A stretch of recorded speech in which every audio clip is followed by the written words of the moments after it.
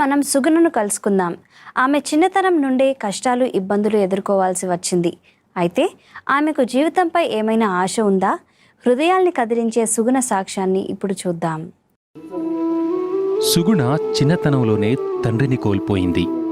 ఆ తరువాత ఆమె తల్లికి మరియు పిల్లలకి జీవితం పెద్ద పోరాటమైపోయింది. నాన్న చనిపోయిన నేను 3rd క్లాస్లో ఉన్నాను. నాన్న చనిపోయినప్పుడు అమ్మ, అన్నయ్య, నేను ఉండేవాళ్ళం మా ఇంట్లో.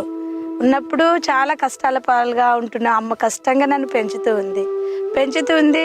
చిన్నాన్నలు కూడా ఎవరు పట్టించుకునే వాళ్ళు కాదు. మా నాన్న ఆస్తి మాకే కావాలన్నట్టు వాళ్ళు అనుకున్నారు. కానీ మా అమ్మని చాలాసార్లు ఎలగొట్టాలా, ఈమెను ఉంచుకోవద్దు ఇక్కడ, మా అన్న ఆస్తి మాకే కావాలని ఆలోచించేవాళ్ళు. కానీ మా అమ్మ మా ఇంట్లోనే ఉండిపోయి మమ్మల్ని పెంచుతూ వచ్చింది. 12 ఏళ్ల వయసులో సుగుణ జీవితంలో ఓ ప్రధాన సంఘటన జరిగింది. మా అత్తమ్మ వాళ్ళ నుంచి అత్తమ్మ వాళ్ళు వచ్చి మాట్లాడడము, పెళ్లి చేద్దామని, అమ్మాయికి చిన్న ఏజ్లోనే పెళ్లి చేద్దామని మాట్లాడడం. నాకు 6th క్లాస్కే ఎంగేజ్మెంట్ పెట్టారు.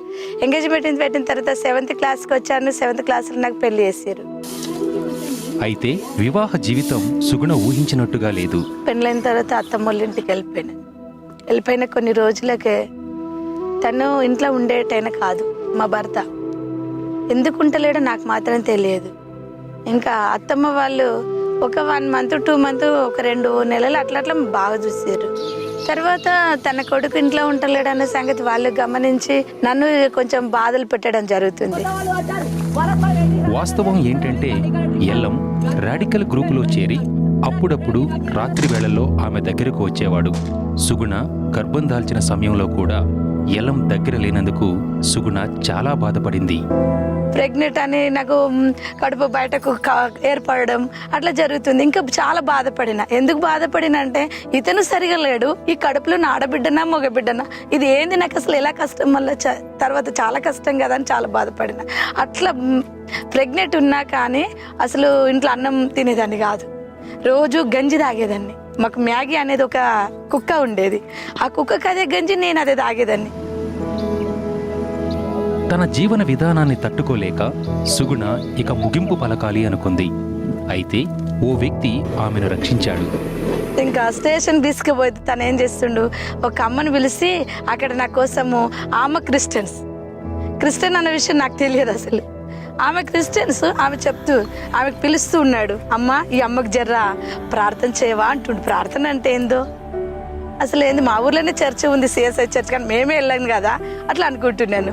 ఆమె నన్ను లోపల తీసుకెళ్ళి అన్నం పెట్టడము, ఆమె కొంచెం నన్ను ఓదార్చి ప్రేయర్ చేయడము, కొన్ని టాబ్లెట్ ఇవ్వడము, నీకు గర్భంలో కొడుకు బిడ్డను ఉన్నది బెట్ట అని చెప్పడము, నా కోసం ప్రేయర్ అప్పుడు నేను ఆమె ప్రేయర్ చేస్తుంటే నాకు కొంచెం నెమ్మది అనిపించింది. అయ్యో దేవుడు అంటే ఇలాగుంటాడా, అమ్మ నాకు మంచి సానుభూతి, మంచి విషయాలు చెప్తుంది యేసు ప్రభు కోసం.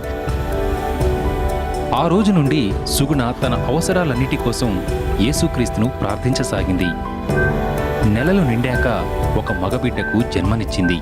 బాబు పుట్టిండు కానీ ప్రాణం లేదని డాక్టర్ చెక్ చేసి ఒక్కొక్క ఇంజెక్షన్, 10 నెలల్లో 120 రూపాయలకు ఒక ఇంజెక్షన్, 5 ఇంజెక్షన్లు ఇచ్చాడు. తోడకి ఇచ్చిన శ్వాస లేదు. కాళ్ళు ఇట్లా వేసి మీదికేసి కొడుతూ ఉన్నారు, చెంపలు కొట్టిరు, ఎక్కడ కొట్టినా శ్వాస లేదు. ఇంకా తీసుకుపోయి చాలా దూరం పండబెట్టాడు. బాబుని తీసుకెళ్ళండి, శ్వాస లేదు, అసలు నేను అయ్యే ప్రయత్నాలు చేసినాను, కానీ ఇంకా మీ అదృష్టం అమ్మ, తీసుకుపోండి బాబుని అని చెప్పాడు. ఆ వేదనలో సుగుణ యేసుకు ప్రార్థించింది. ప్రభువా, యేసు ప్రభు, నువ్వు ఎక్కడున్నావు, ఇప్పుడే రా తండ్రి, ఈ హాస్పిటల్ నా కొడుకును బ్రతికించవా, నేను బ్రతుకుతా, లేకుండా నాకు అవసరం లేదు, జీవితం అవసరం, నా భర్త లేనందుకు నా కొడుకుని చూసుకుని నేను జీవం గడపాలనుకుంటున్నాను, నాకు ఇప్పుడు ఇలా జరిగింది అని చాలా ఏడుస్తున్నా.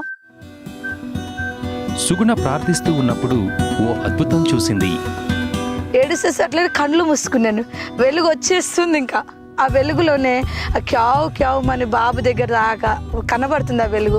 అది నేను కళ్ళు మూసుకుంటే కదా, సార్ అగో నా కొడుకు యేసుప్రభు వచ్చిండు అంటుంటే ఇంకా ఆ బాబును దేవుడు బ్రతికించాడు. ఆ అద్భుతం చూశాక ఆనందంతో పాటు సుగుణలో విశ్వాసం కూడా బలపడింది. ఎల్లం కూడా మారిన వ్యక్తిగా ఇంటికి రావడంతో ఆశ్చర్యపోయింది. వారిద్దరూ యేసును స్వీకరించారు. యేసు ప్రభువే మా బ్రతుకును మార్చడము, యేసు ప్రభు మా జీవితంలోకి వచ్చిండు, ఎవరు చేయలేంది తను చేసిండు. నా భర్తని ఎవరు మార్చలే అసలు, కానీ ప్రభు మార్చండు.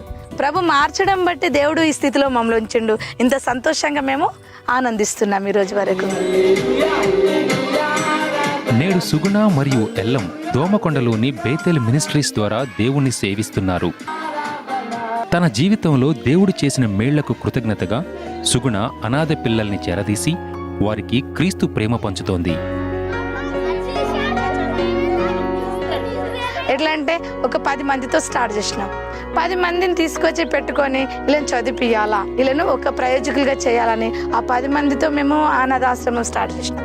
అది చేసి అట్లనే దేవుడు సహాయం చేసిన కొద్దిగా మేము ఎక్కువ చేయడానికి దేవుడు మాకు అవకాశం ఇచ్చిండు. అట్లా జరుగుతూ మేము అనుకున్న ఆశపడే ఈ ప్రాణం దేవుడు తృప్తిపరచండు. ఇంకా ఎవరు దిక్కులేని అమ్మ నాన్న లేని పిల్లలు ఇంకా సేవ చేయాలా, ఇంకా దేవుడు దీవించిన కొద్ది వాళ్ళు మేము ఆనందంగా గడపాలనుకుంటున్నాం. ఇంకా దేవుని పరిచయాలు ఇంకా చాలా సాగాలని ఆశిస్తున్నాం. జీవితంలో యేసుక్రీస్తును కలిగి ఉన్నవారు ఎలాంటి పరిస్థితులనైనా ఎదుర్కొంటారు. అంతేకాక తమ పరిస్థితులను అధిగమించి ఇతరులకు స్ఫూర్తిదాయకంగా